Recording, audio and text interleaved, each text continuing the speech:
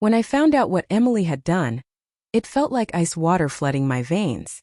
Our joint savings account, the one we'd built over years of scraping by, skipping nights out, sacrificing little luxuries for the sake of a shared future, was empty, completely drained, and not for something necessary.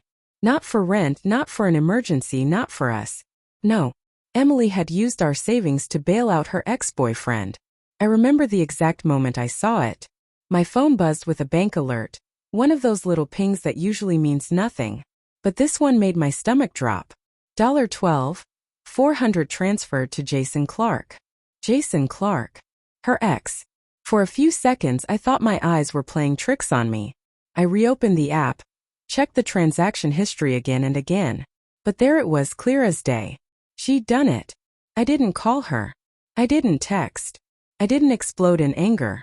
Instead, I sat there in silence, staring at that glowing screen, feeling everything inside me start to harden into something cold and still.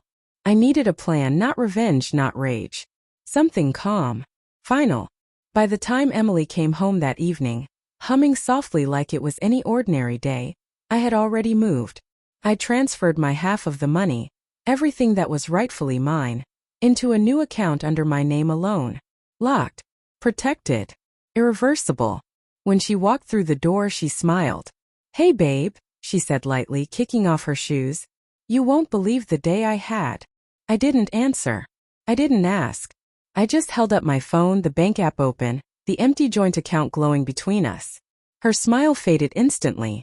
What is that?" she asked, her voice faltering. "You know exactly what it is," I said quietly. "I took my half. The half you had no right to touch." She froze, her eyes wide. "Wait, Ryan, I didn't." "You didn't think," I interrupted. "You acted." Her face went pale. She backed up a step, hands trembling. "I was just trying to help him. He's been going through so much." "Help him," I repeated. My voice stayed even, calm. "You call stealing from our future helping him?" She blinked, tears threatening to form. "I didn't mean to hurt you. I thought." "No," I said firmly. "You didn't think at all. You just decided that his problems mattered more than our trust, than everything we've built." Her composure cracked. The confident woman I'd always known, sharp, composed, sure of herself, suddenly unraveled. She started pacing, muttering half-formed explanations, trying to justify the unjustifiable. "You can't do this," she said finally, her voice breaking. "You can't just take the money. It's ours."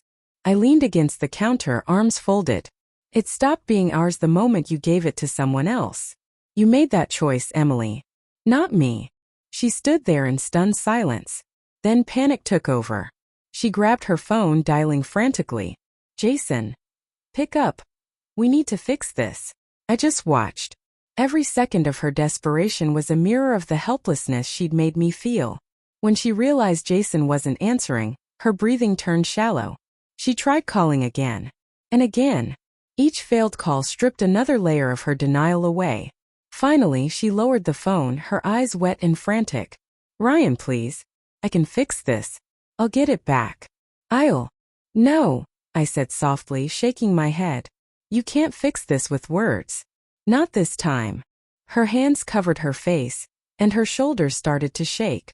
"I didn't think," she whispered through tears. "I swear I didn't think." "That's the problem," I said. "You didn't think about what trust means. About what it takes to build something together. And how fast one betrayal can burn it all down." She looked up at me then, eyes red, broken, terrified. "I just wanted to help him.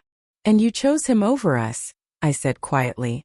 "Now you're living with what that choice costs." She sank onto the couch, head in her hands, sobbing quietly. For the first time she understood that I wasn't angry, I was done. This wasn't about revenge. It was about consequence. She tried again to call him, her fingers trembling on the screen, but it didn't matter. The money was gone. The trust was gone. I stood near the doorway, watching the truth settle on her shoulders like a weight she could finally feel. "Do you understand now?" I asked quietly. "Do you see why I did what I did?" She nodded through tears. "I do. I'm sorry, Ryan.